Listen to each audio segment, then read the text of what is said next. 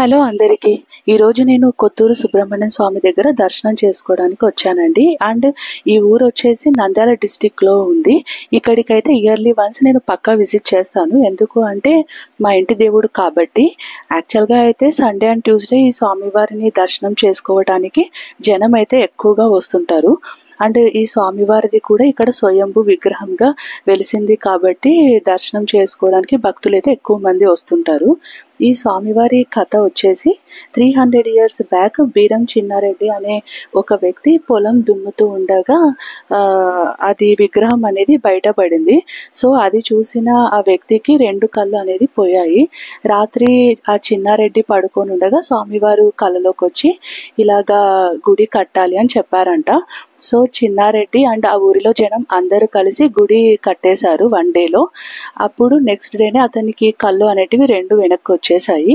And ఈ temple speciality ఏంటి అంటే గర్భగుడిలో ప్రతి ఒక్క గర్భగుడిలో గోపురం అనేది ఉంటుంది. బట్ ఈ టెంపుల్లో మాత్రం గోపురం అనేది ఉండదు. ఈ గోపురం బదులుగా ఇక్కడ శ్రీచక్రం అనేది కన్స్ట్రక్ట్ చేశారనమాట. ఈ శ్రీచక్రం కన్స్ట్రక్ట్ చేయడం వల్ల డైరెక్ట్గా ఎండలు అయినా సరే వానలు అయినా సరే డైరెక్ట్గా స్వామివారి మీద పడేలాగా కన్స్ట్రక్ట్ చేశారు. అండ్ ఇలాగా స్వామివారి దగ్గర కూర్చొని మేమైతే ప్రశాంతంగా ఎలాంటి డిస్టర్బెన్సెస్ లేకుండా అభిషేకం అనేది చేసుకున్నాము.